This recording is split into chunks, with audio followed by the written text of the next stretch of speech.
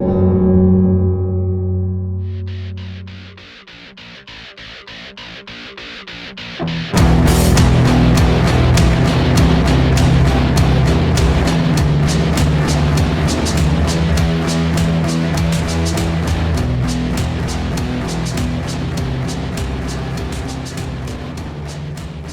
to Full Metal RPG.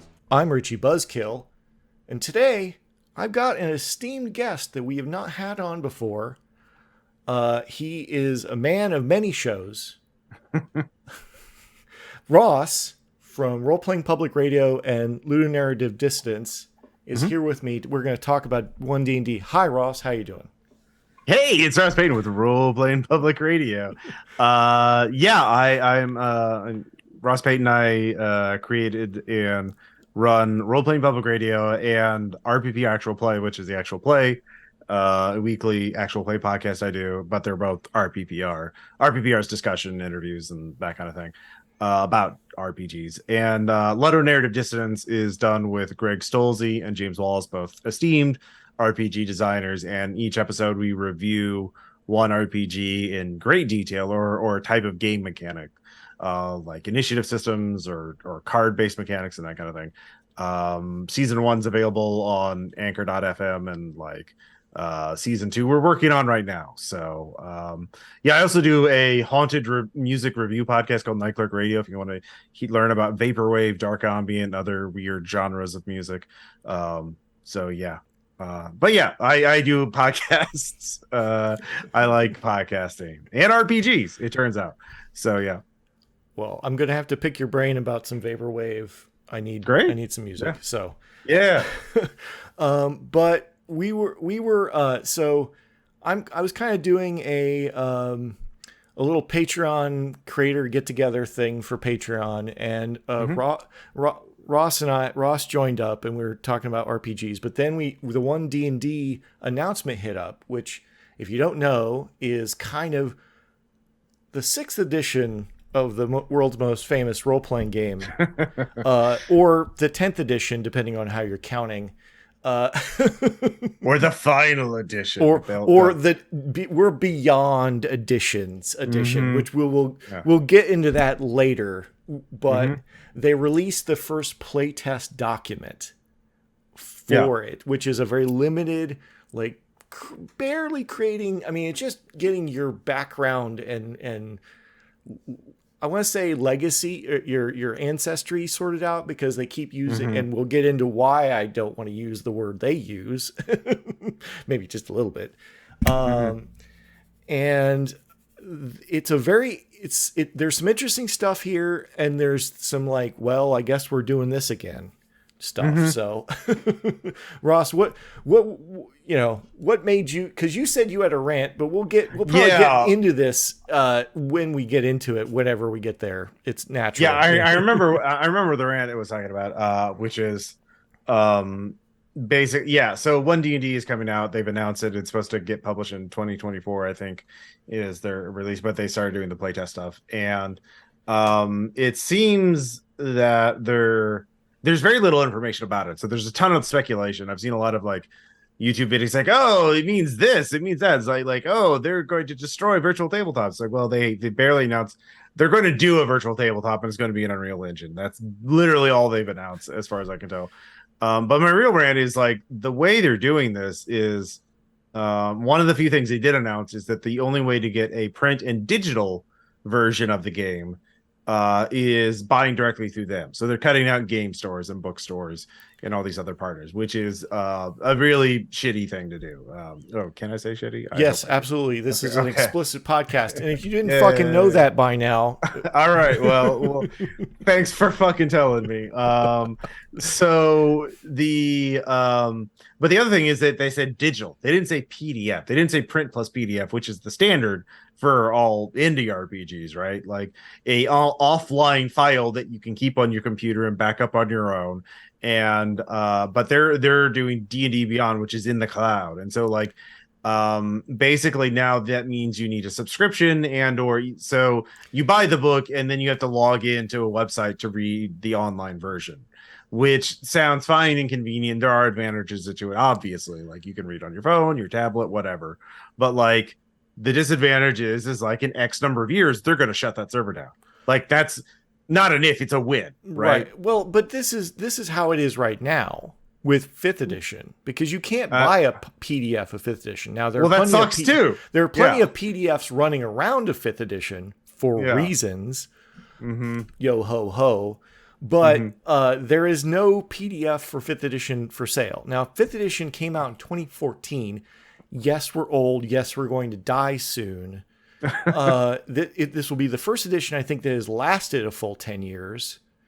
Depends on how you define them. Depends on how you define it, clearly. Yeah. But yes, it is weird to me that you wouldn't just make that an SRD that could be, and it's the world's most popular game. There will be people that will do the work Wizards won't do. RPG, not the most popular game. Let's be fair. That's probably Fortnite or Minecraft. But like, yeah, okay, sorry, popular RPG. But there will be people that will do the job if Wizards not going to do it. So they should really think about that for a minute. But hey, but as long as they're still selling physical copies. Now, I would have actually guessed that they weren't going to do a physical version, because that's the direction they're going for, trying to go for Magic. And so this is the way that you're always up to date as long as you are on our website. I mean, that's what they want, right? Because like there's such cost, but like the market's never going to support that. Like people want their thing. Like that's a generational thing. Maybe 20 years from now, maybe 40 years from now. But I just don't see it happening with people who grew up with physical books and cards. They're just not going to they're not going to give that up. Like, it's different for a game than it is with cause I mean, I could see there also that they want to do, because like that did happen with movies, right? Like we gave up VHS tapes and DVDs for streaming. And so they think, we can do the same thing. Yeah. But the difference is like games are a physical tactile thing. Like you touch them, you hold them when you do the thing, when you play the game. That doesn't go away when you like doing it on a laptop with your friends is not the same as like with a book that you can get pizza stains on, and like the Cheeto dust has to go on. The Cheeto, yes, the exactly. Cheeto dust has to be on. But like, and I had a rant about this the other day, and I bought a tablet specifically because I have like 400 PDFs, so I need something to view them other than the computer screen. But a PDF reader or a app or whatever it's a distraction. It is a distraction when you're trying to be around in person. You're around the table. It is a distraction. I don't care what it is. And there's plenty of distractions in every environment. And it makes it harder to concentrate. And I feel like the other part of this is, unless they do amazing search and linking and all that stuff embedded, it will. And this is possible where the way they're doing it, where PDF I feel like is super slow, and finding anything in a PDF is like way harder than it should be. And it's slower than just flipping through a book. Like I can speed read a book like this, right? I can like literally like tenths of a second I can load pages, where it's and you can put bookmarks and post-it notes and stuff like that. Like cross, because the RPGs are technical manuals, right? Like you need to cross-reference shit, and like I have seen some RPG PDFs that are amazingly well done. With the cross-linking, the hyperlinking, and the cross-reference and stuff like that. Unknown Armies 3rd edition was really good. There's just one example off the top of my head. There are better ones, but I can't think. I don't want to go to my massive PDF collection and look for them, but like, yeah. But if you don't know the word you're looking for, you don't know what you're looking for, you kind of have to go off context clues with a good layout that's easier to do.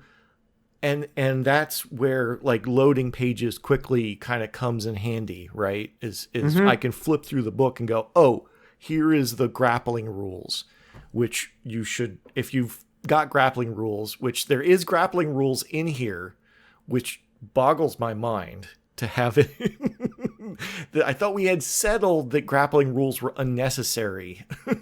I don't think D&D is ever going to get rid of grappling rules. I mean, well, they had a very simple grappling system in 5th edition that I forget now, but this is more complicated. So, well, yeah. Well, I mean, it's still probably a lot's going to change. I would imagine based on feedback. Well, now I was involved in doing some of the 5th edition playtesting, and pretty much every playtester's feedback, like I've heard afterwards, is they just basically ignored anything they said. Like no one got anything they wanted. Yeah, actually, I do remember about that, because I remember like back in the the 2014, like they're doing the playtest. The Penny Arcade guys were playing 4th Ed D&D with Wizards of the Coast. That was like a big thing. They're plugging D&D through their Acquisitions Incorporated or whatever. And they did this playtest with Mike Merles. And like one of the Penny Arcade guys is like, I'm a warlord, and I'm playing a cleric or a cleric, and I love that I can do more than just be a healer now. I love that I have ranged heals and I can do this other stuff. That's how it's going to be in 5th Ed, right? And Mike Merles like backtracked in the playtest, like, yeah, sure. And that's why they added like healing word in and shit like that, because they were going to go back to the 3rd Ed cleric version, basically, which is just a heal bot. And because they didn't like, Mike Merles hated 4th edition as is, and so that's why they, the reason why 4th edition is so that's all a separate thing. But like I see your point. Yeah, they may not change much. They may just be doing this as a marketing thing. And as lambasted as Mike Merles is, for good reasons, he actually had the same taste that everybody else is, and that's why he was a good developer for 5th edition, because there was not as many fans of 4th edition. I'm one of them. 4th edition was the one I played the most. Okay. Yeah. I mean, to each their own. Yeah. I'm not saying it was perfect. Like I do have criticism of 4th Ed, but my main criticism, we'll get into that later. But like, I played a lot of 3rd Ed too. I wrote third-party 3rd Ed stuff, like for Goodman Games and stuff like that. So I played plenty of 3rd Ed, right? 3rd Ed was like, I feel like it was the dividing line between new and old school. But I mean, for me, that's why I didn't get into 5th Ed. Like I played a couple one shots of it. Is like after playing so much of 3rd Ed, playing a ton of 4th Ed, and then like when I saw 5th Ed, it's like I just is 3rd Ed again.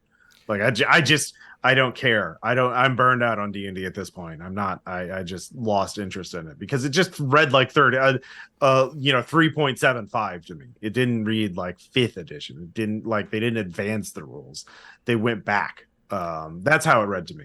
Well, is it like a streamlined 3rd edition? Because I think that was my criticism of 3rd edition. It was too complicated for what it was trying to do, and that's why 5th edition I think is great, because it's a better of D&D editions. I think it is the most infinitely playable.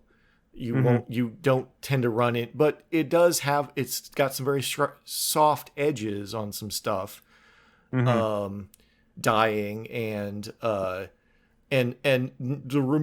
fact that feats are optional means that your characters are less customizable.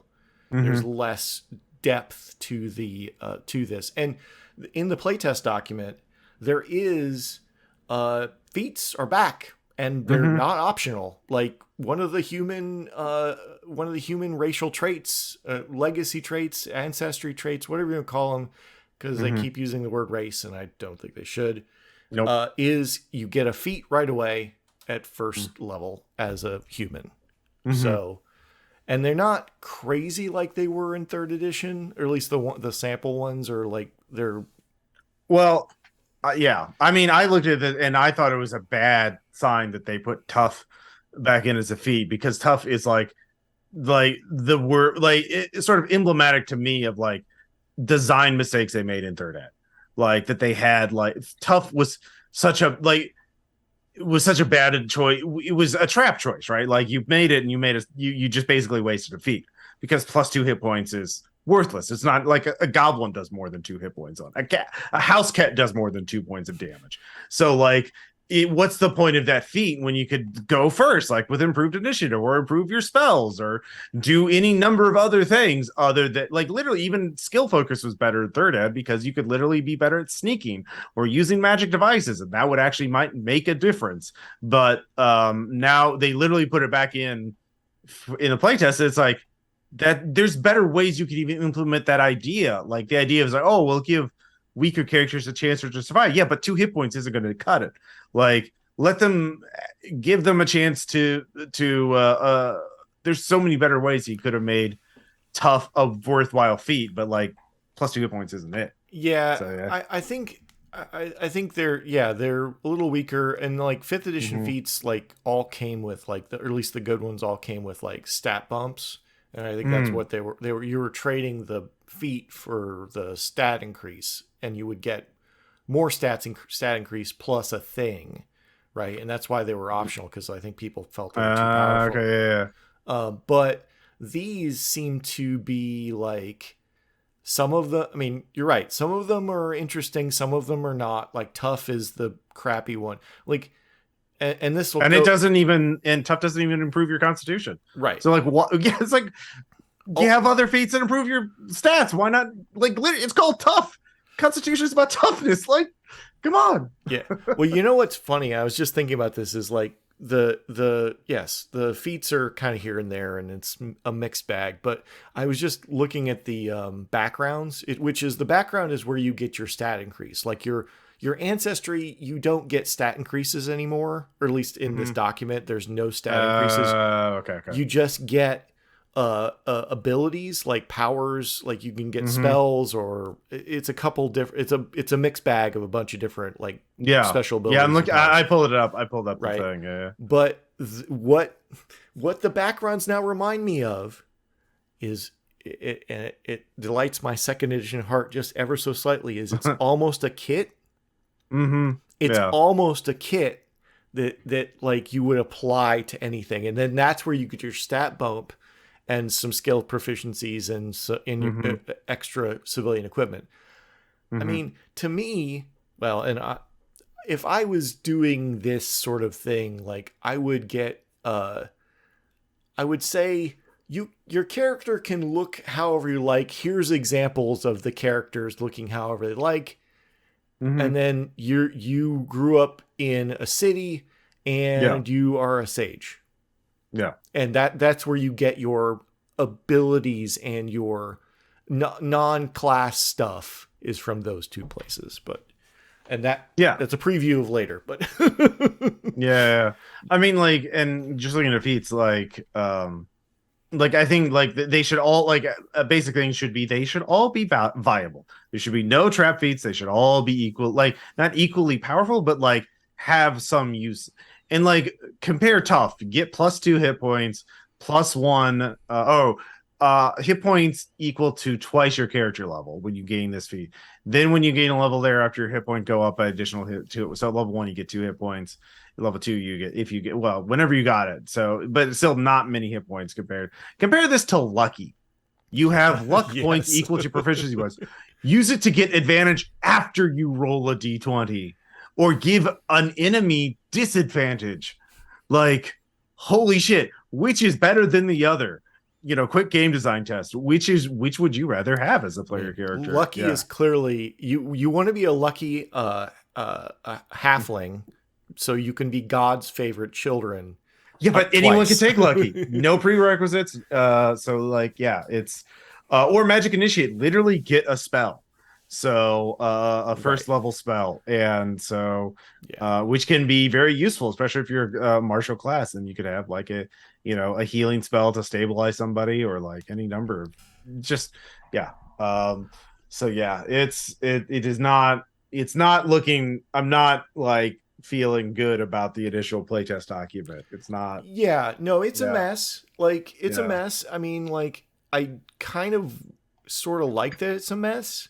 Because if it was just a slick as grease like document, right, that that you could just feel that it's all set in stone already. It's sort of like that. Did you see that Marvel the new Marvel game playtest document? Like I read articles about it. I didn't buy it, but I like did I've no, I read. didn't buy Yeah, it yeah, either, but I was looking at pages yeah. I saw some pages. Yeah, and it's like that. It looks terrible, yeah. first of all, but second of all, it looks like it's all set in stone already. Like it's Hmm.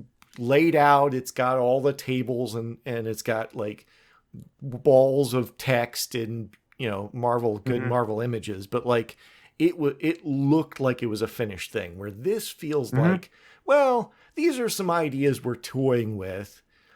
Cool, Hmm. but I mean, I think the thing that probably is my favorite is the uh, that you can build your own background. Like it tells you Hmm. exactly the rules to build your own background. Yeah, that is good. I mean, I think that's the way it should go in general. It's more of like I guess a buffet. Here is some options you get. Pick out of these options, like yeah, like that kind of thing, where you have more customized, where you can customize your character to your vision better than just, but also give some pre-built things for people who don't want it customized. Right. Like yeah, The yeah. standard ones, right? And then you can build new ones. I feel like feats should have been like that. If Hmm. you had made feats like that, where these are the rules for feats for the designers, even right? These are the rules to how to design a feat. It should do something in this area, right?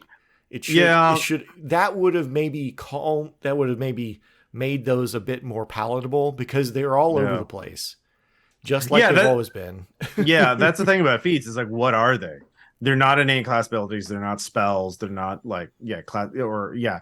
Feats have always been sort of like a catch-all way to like add a bit of a way to customize a character, but like there's never been a really good definition of what a feat is and what a feat isn't.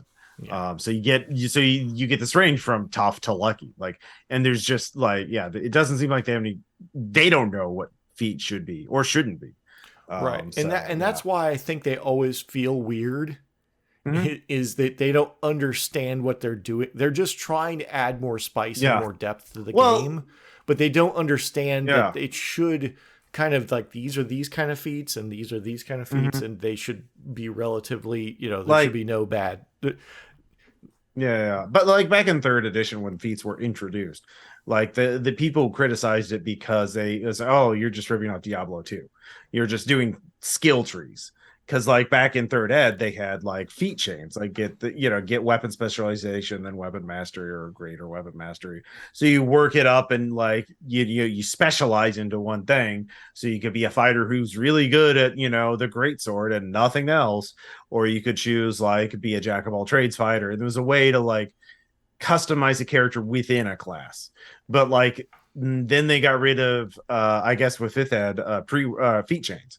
I think that was the difference between third ed and fifth ed. Right. So But they're bringing them yeah, back yeah. because Oh, every single one of these has prerequisite on it that's true. Yes. and repeatability and prerequisite. So whether you can Hmm. take it multiple times, which I don't think any of these you're allowed to take multiple times. Skilled is, it looks like. Okay, well that makes sense, sort of. Yeah. Hmm. And then you've got prerequisites, which clearly would be a level or a previous feat or something. That's very easy to define and know why it's Hmm. not going to be that. It's going to be annoying. It's you're basically got Oh yeah. trees again, but it Hmm. does add a depth back into the game that I think a lot of people miss. I think Hmm.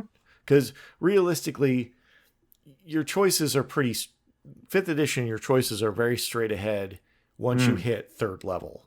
Like once you Hmm. hit third level, you've made your big choice. Unless you're going to go to another class, you're pretty Yeah. much like I've got these, and there's no choices pretty much after that, which is See, fine, yeah. and that's kind of Yeah. fun too. Is you're like, oh, this is where we're at, and we're just doing this, and I don't have to worry Yeah. about the rest of this. I don't have to like plan out my build for 20 levels like Pathfinder or whatever. Like, Well, or third ed, yeah, or 3.5, because yeah, that was chaos back then because it was all the prestige classes and everything. But like in fourth ed, they had like each class had like three paths, right? And you could choose which path you would go. So it was like way too many options for leveling up to like a few options, then to no options. So right. okay, all right, I could see that. Yeah, see, I only played like one shots of it. That I've never played a campaign of it because it just like I said, I was burned out on fifth ed. Well, I mean, I was burned out on D&D by the time fifth ed rolled around. Like, fair again, enough. And if I had my druthers, I would be playing a lot of other stuff. But that's just what some of my groups want to play. So that's what we play. It's fine, and it's fine. Yeah. So like that's the kind of like those, I feel like those are choices they're playing around with and could change easily. The stuff that I feel like is maybe the worst, and the majority of this document, is the character races, as they call them, right? They were in Tasha's, they said, oh no, we're going to lineages. We're going to call it this. Your lineage is you're an orc, and you could make your orc do whatever, right? In this, it kind of returns back to... Yeah, lineage is better. Like, I don't understand why they would switch back to that. Yeah, this is better, right? The lineages. And then going back to races, and this is where... And D&D's kind of is this weird thing where there's not a setting, but there's this implied setting to most of it, where this document almost implies Planescape, which is an interesting choice. If you start looking at where the humans come from, and it's like, oh, these are all Planescape words. Which, yeah. Like they have the Ardlings, which are like celestial kind of people with animal heads and stuff like that. Well, the Ardlings is such an odd choice to be a default race in this, that like I was like, well, clearly somebody's going to want this, but like what struck me is there's like they use the word supernal in there, and I was like, I had to go look it up, and I was like, I just got this wisp of Gygaxian, because like, who uses the word supernal relating to the sky or heavens? Like, that's not... It's a pretty anachronistic word. It is pretty esoteric. but the description is like immortal animal people, but somehow they end up being only living for 200 years. But there's this like inconsistency with the kind of blurb versus the stats. And this kind of happens over and over again in all of them. Like, some of the races are like, oh, I got like half of a column of backstory. Like, the elf backstory is actually kind of fun, because it's like, oh, they used to be changelings, and then their god was like, and then they rebelled against their god with another god, and then they took the changeling away from them, and then they said they're sorry, and they didn't get kicked out. But some of them didn't say they're sorry, so where did those go? Like, that's cool, right? But the humans are like, oh, they're humans, and they do their human things, they build stuff, they're short-lived, blah, blah, blah. No one cares. They're humans, right? I'm like, you can't... Humans. You know those assholes. Yeah, it's them. You're an asshole like them. So exactly. But like, and where it gets into kind of where the worst is it, and it always lands back at the feet of the orcs. And this is something that is, every time they try to do orcs, they fuck it up. Yep, they do. And none of the other races, they're like, oh, the orcs are no longer evil, which, hooray, no longer standard or evil orcs. Great, perfect. But they're the only race that says, oh, they tell tales of when they fought the elves and the dwarves and fought, and then they add, like, is the last thing, is like, fought extra-dimensional evil. Like, they're the only race that gets mentioned like that in this document. And then it gets worse, because if you look at the half races character, and this was a big controversy on Twitter or whatever, which nobody should really know about because nobody should go on Twitter. But like, basically they're like, oh, there's lots of these are wondrous pairings, but there are lots of orc and elf half races. It's like, what are you implying here? Because it's weird. It's really weird. And that was one of those things where, like, what are you guys doing? Like, this is so easy. Just don't just don't fuck it up and have somebody fucking read I'm convinced that they do not have a sensitivity reader on their employ. I'm convinced. They've hired them in the past, but like they've literally one of them, like they had to make an apology to one of them because for one project because they weren't credited in the book they worked on. So like, yeah, exactly. So I think, Wizards of the Coast, for whatever reason, they're caught between, there is an element of the D&D fandom that's super toxic and grognardy and like reactionary. And I don't know how much they listen to them, but like, I don't know. They just don't know what they want. Like, yeah, there is this sort of like lack of direction. They had a better thing with lineages. That sounds fine. A better idea for it, and they could have just used that, grafted that onto this one D&D. But yeah, I don't like it, and it just seems like a hot mess. And I hope they fix it. But like, it just there's so many better ways of doing it. Yeah, they should have good sensitivity readers and like listen to them.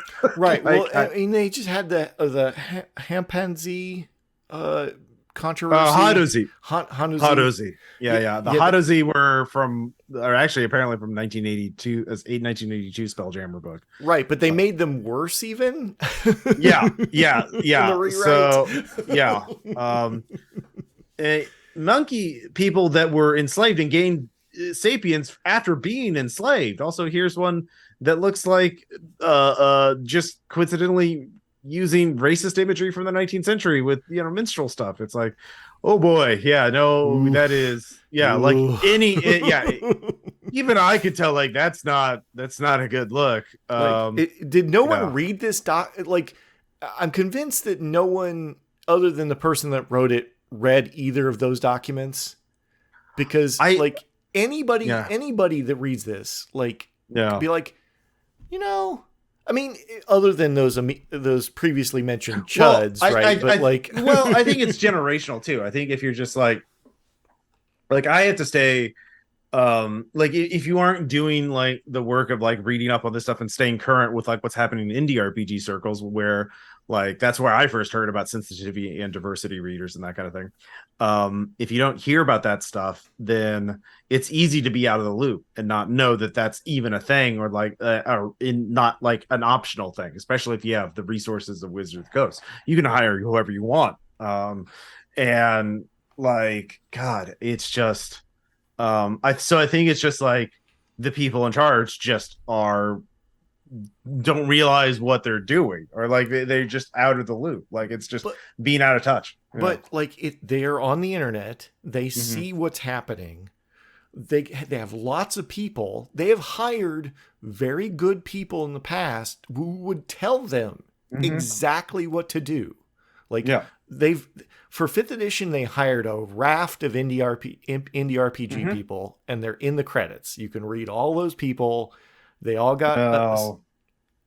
I mean, that didn't work out too well. They didn't work out too well for them either. Yeah, they did hide that was Zach S. and the RPG Project, right? But there were some other good people in there. They had of Zach S. Why must you keep coming up like a bad penny? But like, it's not hard as a corporation. Like, day in day out at the corporation I work for, because I work for I am a wage slave in a cubicle farm. Like, they talk about diversity every day. They have diversity and inclusion seminars like every week, every month, talking about this stuff, trying to figure it out.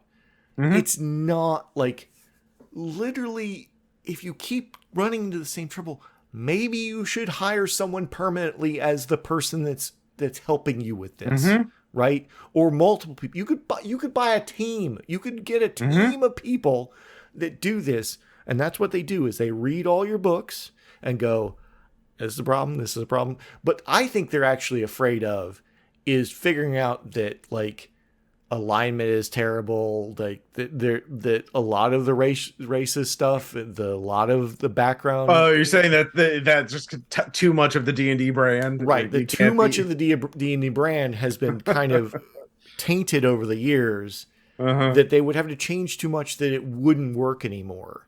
But I feel like that's not the case. Like, I played plenty of games where this is not the problem. That D&D is not the best game. Like, it does the thing, but it's not, I mean, that's the thing, though, is like, because of this mistake with the How to Z, like, a lot of I've seen a lot of people on social media saying they're switching like to Pathfinder Second Edition because Pathfinder didn't make that problem. And like, well, did they miss the Bunga Bunga Land?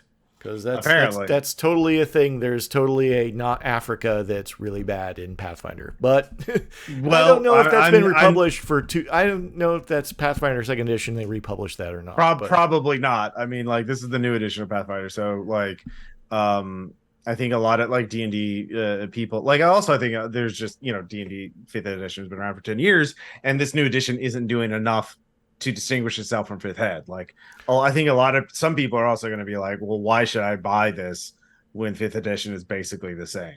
So like, then like, I've been the other thing is also I've been playing this game for 10 years now, and like, this looks like the same game I've been playing for 10 years. I'm just gonna play something else because I've been playing for 10 years.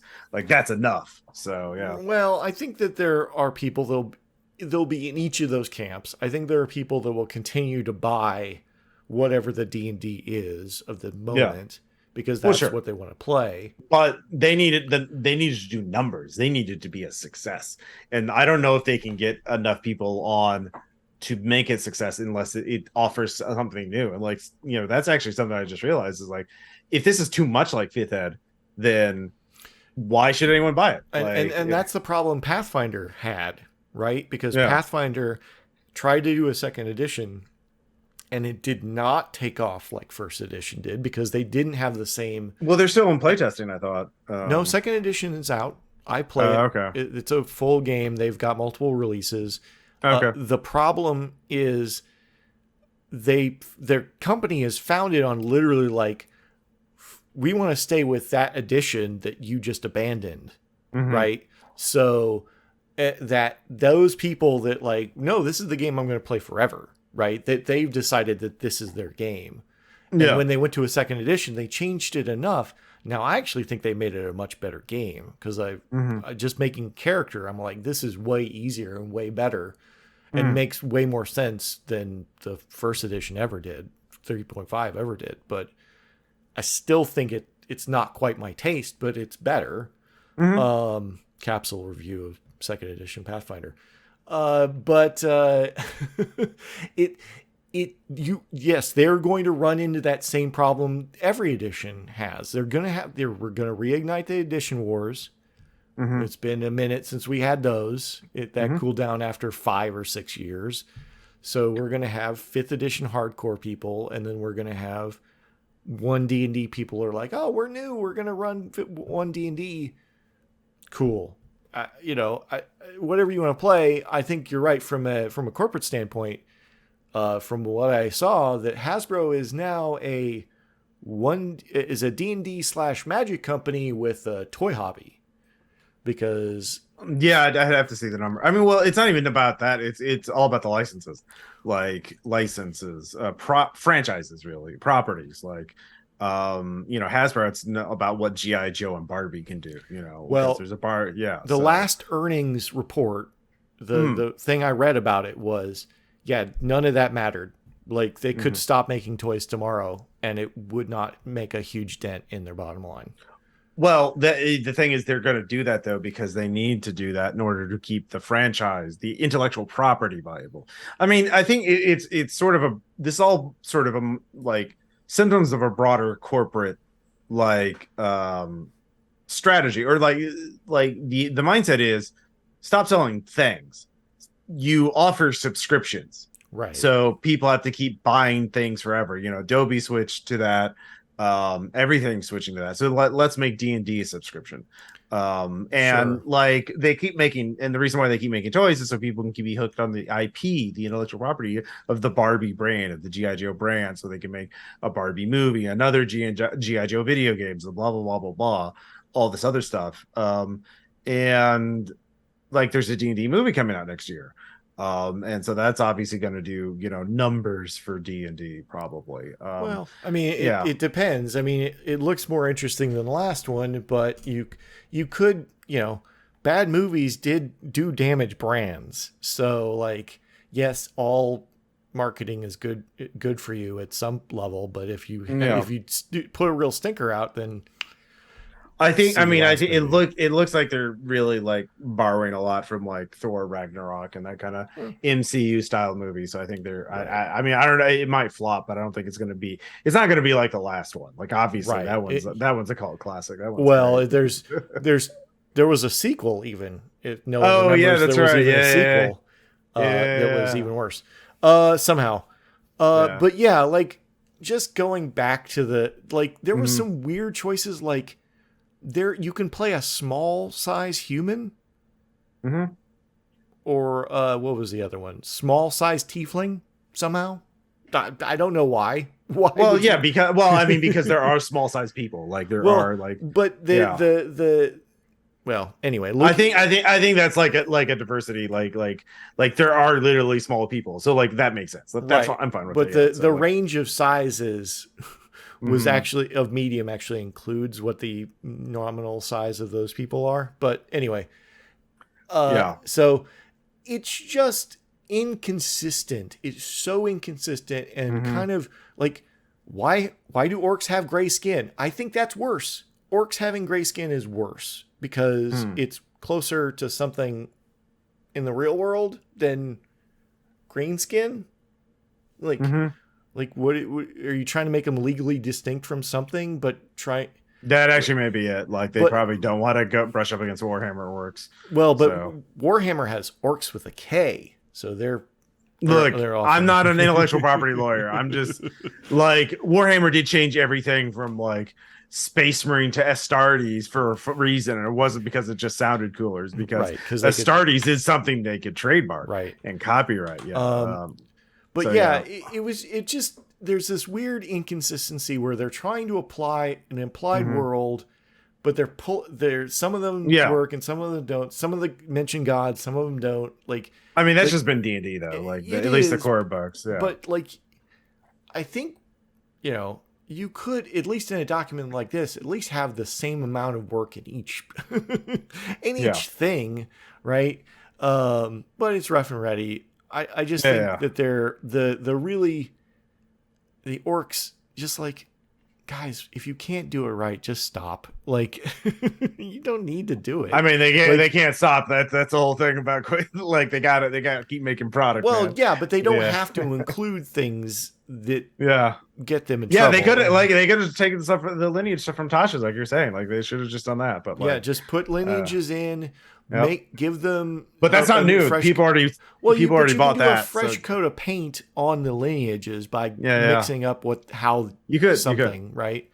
Yeah. And Um, I do want to. Well, at some point, I do want to get into what I would do with D&D. But oh we've got a question about that from a yeah, patron, so we'll yeah. get to that Okay. after I rant about Okay. the Okay. Yeah. second half of Yeah. this announcement, which Mm. was they're going to do a virtual tabletop announcement. Hmm. Now, everybody was like, why haven't you done a virtual tabletop by now? Right? Because it's been longer than 10 years since Roll20. Like I kickstarted the original Roll20 back in the day, Hmm. like forever ago. But then they bought D&D Beyond, which everybody Hmm. thought they already owned. that was a shock. It was like, wait, they don't already own that? I thought that was their like thing. Yep. But they're going to do a 3D virtual tabletop, and they've said we're going to use the Unreal Engine, which is default. You can buy licenses for Unreal to do Yeah. everything, right? That's easy. But Yeah. I think, and as someone who has tried a lot of virtual tabletops, I mean, a lot, I have like too many virtual tabletops because I still am trying to find a replacement for Roll20. Every time I try a 3-dimensional virtual tabletop is infinitely worse Hmm. than a 2-dimensional virtual tabletop. Building levels, because that's what you're doing. You're basically building a game level. Like, Yeah. all of that is infinitely worse when you're dealing with a 3-dimensional. Well, sure. And I'm a person that uses computer-aided drafting all day long. Sure.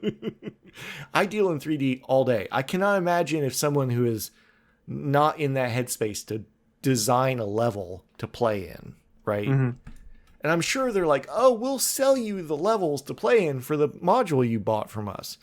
Like, sure, but that's not how D&D works. D&D has that, but it also, you can extend anything in any direction, right? It is the infinite world that you can only dream of having in a video game. Yeah.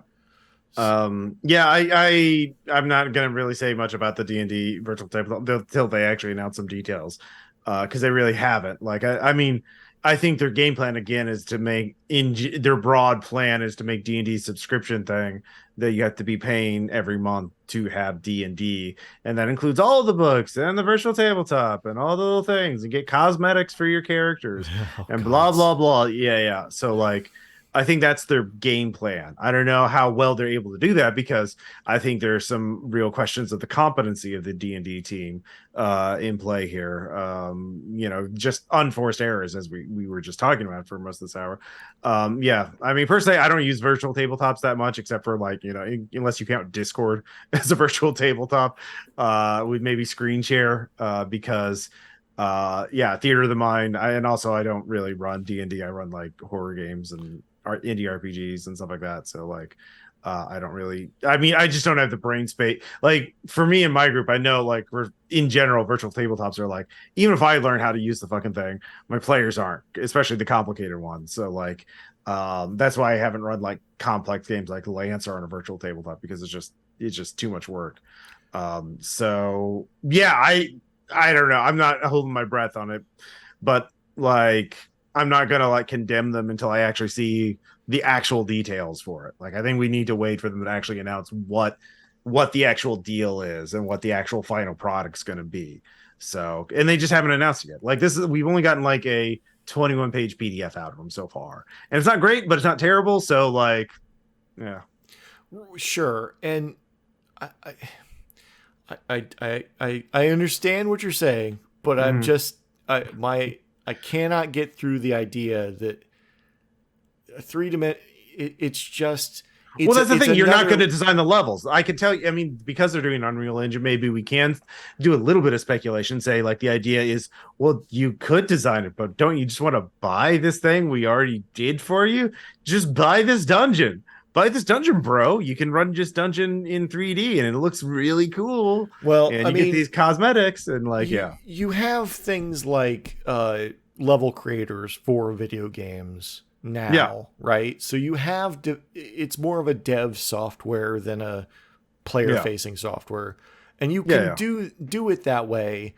And you basically would like load it. I'm sure they'd be like, oh, you load it in the marketplace, and you can set your own price, and then you can either sell it for free, or whatever, right? Like DM's Guild. Like DM's Guild. You put it on DM's Guild, and then it is all possible, but it still is that thing that I always talk about, which is it's limiting what you can do.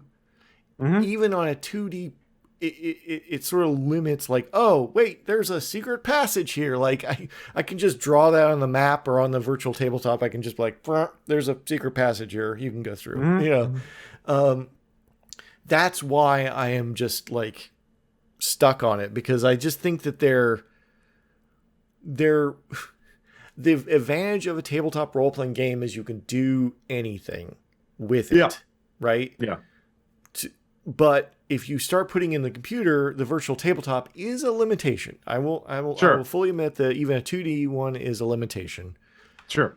But if you start corralling it even further, like, why am I not just playing like Baldur's Gate or Neverwinter Nights or whatever the current flavor of video game that they did just release a new Baldur's Gate like this year, I think. So yeah. Right. Well, like, let's play multiplayer Baldur's Gate, and like we'll just hang out and like eat popcorn and like let the computer be the game master, and like right. Yeah. Like at the core, D&D is a tabletop role-playing game. It is like if you keep adding digital shit to it, it becomes a video game. And so it's like, what are you playing a tabletop game or are you playing a digital game? Like at a certain point, like there is that like blurring, like digital aids can help a tabletop game, but like at what point does one become the other? Right. I So mean, yeah. just using screens to like move your and having a actual virtual tabletop in real life. I played like that. It's fantastic because the game master can do all kinds of crazy stuff. Oh sure. Yeah. But it's still, it's still like they're pre-prepared there. It's all kind of set forth a little bit, but they can also go off script. It's easier. But anyway, that's just my own particular. Sure. That was like my first rant before I read the document, and then see rant 3 and 4, 5 back that way. Yeah. Okay, so getting to the patron Nolan. Shout out Nolan. He's been on the show. He's a good friend. Nolan. Yeah. He's like, so I've been thinking about what I want to know about the playtest material, and all the seems a bit bland. We know about some tinkering with character creation, canonizing stuff from Tasha's is good, but it doesn't really. It's removing some of the racial essentialism. See previous arrangement where they didn't do that. But the remainder seems to be like it's not too much in terms of game design. Like there's not much in here to change to come later in the later in the playtest. The digital stuff seems like a big initiative for them, but they're looking to do seems like the next steps should have been done way earlier. All this seems to be very safe and small c conservative, boring plans to move a majorly valuable IP brand forward. There's his rant. What are your thoughts? Here's his first question. What are your thoughts about the marketing talk about D&D being beyond editions now? I'm skeptical. Yeah. I think it's marketing. Like the thing is, what's going to happen in 5 or 10 years after this? So 2029, 2034, something like that. People are going to be bored of 1D&D. They're going to have to do a new edition. Like they like either that they can't abandon the IP, like they it's too valuable at this point, right? Like they eventually they're gonna want a new rule set, they're gonna want a new edition. It's gonna get long in the tooth. It's happened every single time before, and so they'll be like, oh yeah, well there's Ultra Mega Final D&D, or it's 6th edition, or they're just gonna or it's gonna be first edition all over again. They're gonna come like the problem, like right now they can promise whatever they want. It's like, what is it in 5 or 10 years? Like the thing is, like they're gonna have to come with something, because people are gonna get bored of it, because that you just any game you play, no matter how much you love, you get bored of it sooner or later. That is the nature of how we play games. So it's just it's like you can't make D&D a forever subscription service. Like you have to change editions at some point. You have to make a major rules change, just because right. I think this is all part of we want to sell you a subscription, so the subscription will go forever. But nothing pops. I guarantee you, nothing pops like we're going to change this edition. Nothing gets into the media like we're going to change the edition. Release number 75 of revision 75 of your video game gets zero press, except for on like the hardcore blogs, where a new edition will hit the front page of like New York Times. It'll, it's a big deal, right? Something this big, it's going to hit everywhere. So there is no way that they're not going to change the name, correct, as you said, Ross, in 5 to 10 years. There's just no reason, because there's an arc to everything, right? There are people that are still playing first edition to this day, the same campaign 40 years later. Fine. But that's not the majority. The majority of people come and go. Like, and then when that article hits the front page, it's like, oh, I remember playing D&D. Maybe I should get back into it, right? It's that cycle of getting back into people's brain spaces after they leave the space that really makes the big edition a new thing that really pops it. I'm completely skeptical. There's no fucking way ever. ever. Yeah. Second question. What would each of you do if you magically found yourselves with the power to design your own 1D&D initiative to direct the future of the game? All right. So, I think the way I think like there's so many better ways to start people into role playing games. So, like, I think D&D can be a dense, intimidating game, especially if you give people a big fuck off like hardcover book, especially 3 hardcover books, and just like go learn this. So I think what I would do is break D&D down into sort of like modular systems. Like there would be a starter set, it would be paperback, it would be maybe a box set, like we did back in the day, the red box or whatever.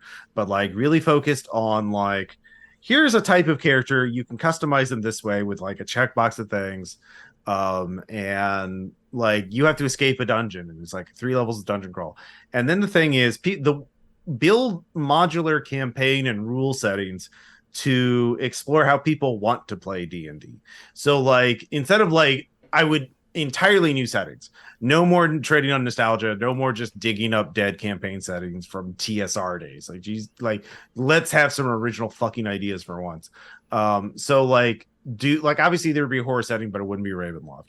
But like then there would be a setting that would be more interpersonal focused, where it's about like where it's more about role playing, like going to a tavern, meeting people, and like relationships and stuff like that, and really have and like have rules to reflect that. So more like Monster Hearts or Thirsty Sword Lesbians or something like that's really like there's indie RPGs that focus on like characterization and like having role playing as an interesting person, role playing against other people, or then doing like an action D&D with very cinematic combat rules where fighters don't just swing a sword every day, they do stunts, and it's cool. They get to describe swinging from chandeliers and like backflipping through enemies and doing the kind of stuff you see in movies. Like the D&D movie, even from the trailer we've seen, like you can't do that stuff in a D&D game without house ruling a lot of shit. Like Well, you can do it, you just have to describe it, and then you roll your die and do the thing you're just gonna well, roll no, attack, you right? can't. Like a lot of like you can't do a backflip and jump off an orc's head and then like stun another and then like get to a higher landing. Like it's very much fighter hits enemy, wizard cast spell. That's it. Like there's no. It's not like feng shui or any number of like cinematic action systems. And then do like a system that's really focused on tactical combat where everyone has to know that. Like I love 4th edition. My biggest complaint with it is that it required everyone to actually learn the rules of the game, which a lot of players, they learn enough to make a character, but they don't pay attention when it's not their turn in combat and like stuff like that, and they're just there to hang out and have fun. And like 4th edition required everyone to actually be kind of a war gamer, to actually like know about teamwork and like focus firing enemies and stuff like that, and like so but have a version of D&D that does that. So I would have like new campaign settings, each thematically focused on the types of games that people run, and do a Game of Thrones one, not literally, but like intrigue, not Birthright, but like big army, not definitely not Birthright, but like where you build up an army, you build up a kingdom, or you're like, and you're doing this back and forth stuff, like that's what I would do, like focus on the kind of games people want to run and make it new IP stuff instead of just like harvesting the bones of dead campaign settings. Yes, and that was very much along some of my thoughts. The first thing I would do is I would make a base book that had all three of all three of the books condensed into one, but I would not make them as dense as they are now. Like there's no reason to need, like, give me rules to make treasure. Like give me a couple pages of treasure, right? The classic treasure. And then give me rules that are like a page long to make my own treasure, right? This is approximately it, right? Give me like 10 pages of the classic monsters, and that is the monsters manual all in one book. All the rules to play, all the game master advice, all of the monsters, all in one book. Well, like even the monsters, like you don't even have to say like specific monsters. Like one thing that like 13th Age and like Lancer's done is like minion, 1 HP, like, little dude. Here's the big bruiser guy. Here's the standard soldier. Here's the spellcaster. And like their archetypes.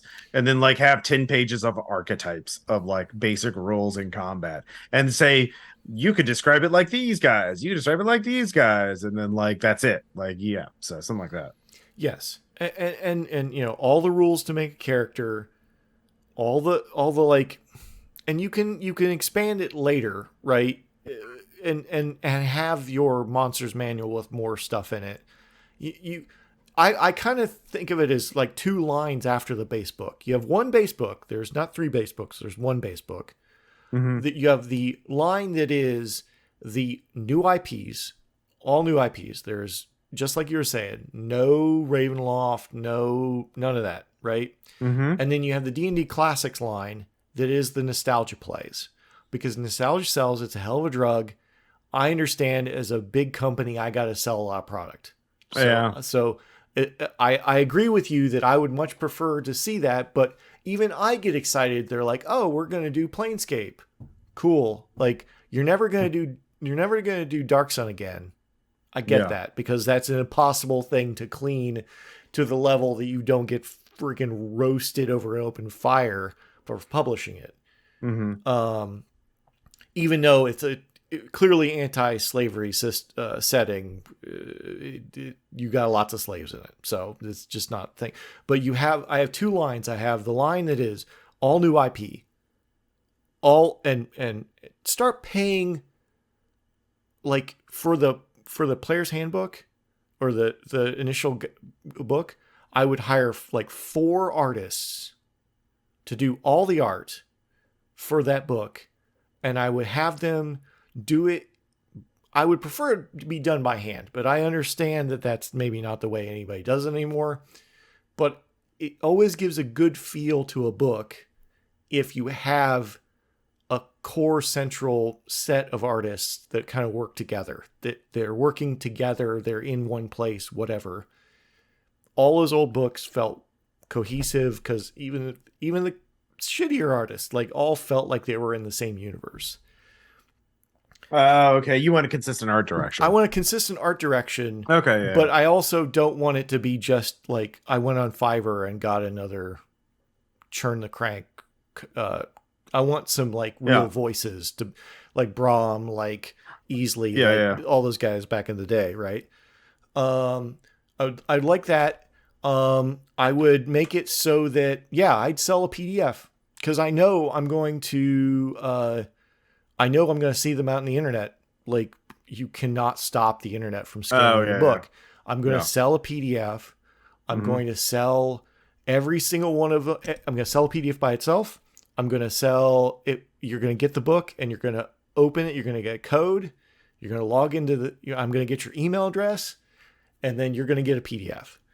That's just industry standard, and I think that's the way to do it. It feels so good and so right. Why wouldn't you do it? I would also maybe have in my arc of new IPs, I would maybe have a meta plot. Whoa. So like, okay. All right. Like a meta plot that you have to dig to find it. Okay. All right. Because then the problem with what we're talking about is removing a lot of the crunch and a lot of depth, right? Yeah. But giving those players that love to find the dig, giving them a meta plot. But don't whiff it like White Wolf did in the 90s.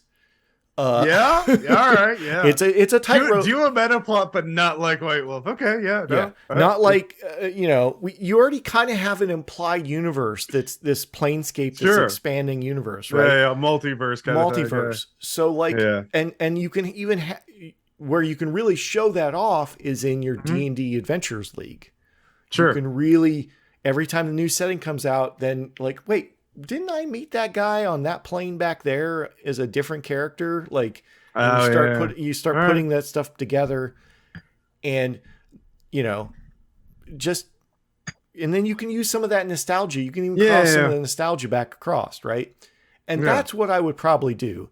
Is I would probably borrow heavily, and or the game designers I would hire to do the first edition would be like some of these innovative indie designers. I would probably get rid of like 90% of who's doing it right now. If I'm doing a new edition, I'm hiring new developers. And I'm going to have a huge fan that knows the taste of D. Like the judge says, I know porn when I see it. Okay. Right. And I'm going to have new developers, and I'm going to come up with new ideas, and I'm probably going to fail completely because it's not D&D. But I mean, I you know what? Fuck it. I'm all in. Yeah, let's do a metaplot for D&D. I love it. Like, because you've got gods, right? You can reappear with gods. You can have gods doing weird things. Sure. You can basically do like a big, like, we're going to do a new edition in 2 years. Next year we're coming out with Ragnarok or whatever, Gehenna or whatever, right? We're gonna, this is the last setting for this, and let's do Gehenna for D&D. Yeah, I mean they kind of did that at the end of second edition. They did, but no one paid any attention to it. It's true. They did have Die Vecna Die. I did read that module. I need to should reread that for a podcast. No, it was no, I'm here for it. Fuck it, let's do it. Do a metaplot for D&D. Also, I'd probably only have you go up to level 10 like DCC, but that's like, a good I mean 13th Age does that too. Yes. 13th Age is probably my favorite version of 4th edition, so I've had a lot of fun with 13th Age. I did and they've certainly released some good stuff. I've like the Eyes of the Stone Thief and the one unique thing, I would steal that all day long. If I was doing D&D, I would steal the one unique thing. That would be my like background level thing, right? To me, like the skill system and the one unique thing are so brilliant in that game that not stealing them is sort of a crime, really. In some ways. So that's what I would do is I would basically have 2 lines. I would have new stuff. It would be all new. It'd have bright, shiny new artists that like back in the day, I read through the history of TSR and all that stuff and how they had those accidentally find these amazing artists, but shove them all in one spot, and they're all working together, and they're all vibing off each other and doing all this crazy shit. Jumping off of roofs and all this other crazy crap that you could only do when cocaine was the king. And I'd spoil it to you. Cocaine's still around, man. Sure, but it's now sleepy. No worries. Anyways, but that sort of like energy is what I feel like a new edition needs. It needs something that isn't just just like you were saying, we don't need 3.5. We don't need 5th edition again. We don't need 4th edition again. Actually, what I thought was going to piss everybody off is like, oh, we're redoing 4th. We're just going to take 4th edition. I love I know you would, but there's a bunch of people that would be just completely pissed off again. Yeah, well, but they're all wrong. Who cares? Right. And I'd also do an SRD because just do the SRD and maybe an OGL license. I mean, that was one of the reasons why 4th edition didn't catch on, is because they removed the OGL and they made it like the GSL. Like people did not like that.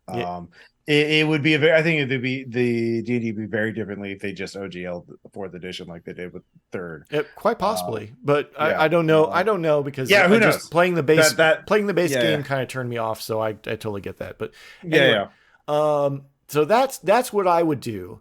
Sure. And I think that is kind of where I think it should head, but like we've got all the same people working on it that's been employed, and I like No, Mike Merles is gone. The head developer is a guy named Ray Winninger, I believe, who I actually have one of his RPGs from the 90s called Underground, which is actually a pretty cool game. It's about being like a corporate super soldier who was brainwashed to think he was a superhero, and being like, after the corporate wars, he's thrown back onto the streets as a homeless super soldier veteran.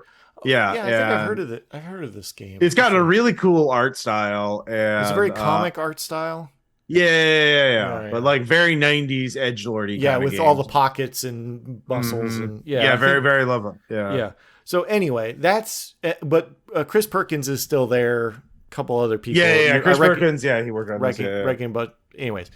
Yeah. So just kind of take those people and just give some new people a chance. Yeah. Couldn't do any worse. Right. Exactly. So, all right. Thank you very much, Ross. I really appreciate your you coming on and talking. Yeah, it was fun. This is really not that I got the fan off, so it's extra warm in here because I've been like just gyrating and firing off. So getting toasty. Yeah, same here. Also I have a Twitter account at Ross Payton if you want to message me for saying how wrong I am about 4th edition. I'd be happy to talk about that. Yeah, get at him about 4th edition. Don't talk to me about it. Fair enough. Yeah. But yeah, right. I will. You send me some links. I'll put them in the show notes. Okay. We'll a list of, or your link tree, probably your link tree, I bet, or your Twitter, wherever your site or whatever, we can link that up and people can find Ross, because Ross is an interesting guy.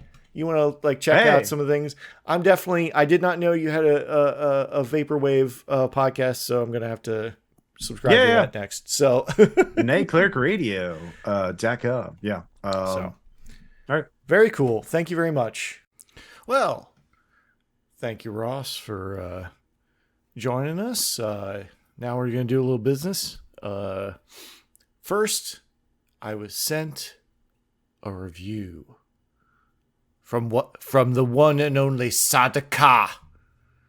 He says, Role-Playing Game Podcast. Great podcast for thoughtful takes on current RPG community. RBK, that's me. And the crew, you know who you are. You're all the best crew on the road. Bringing a lot of heart and passion to share the fun and relevant and diverse topics. Check them out for insights in noir, grimdark, OSR, cutting edge gameplay discussions, which is what I think we had today. Because while it has been a minute since the document comes out, but there was still some things I had not learned. And I hope you learned something today, too. I really appreciate the patrons. They are helping keep this show on the air. I really appreciate their dedication to the cause. And I understand, as I've had somewhat, inflation has affected me, too. That financial times are hard, so I understand if you got to go, but drop the old RBK a line if you need to. I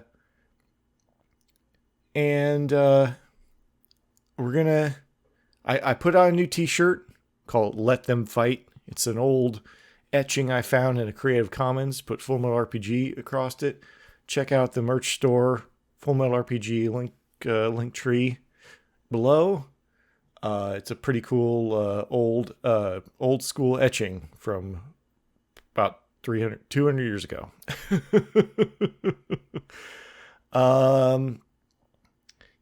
So I really, really have been in a mood this week. So this was a great time. I had a great time recording this. Rah.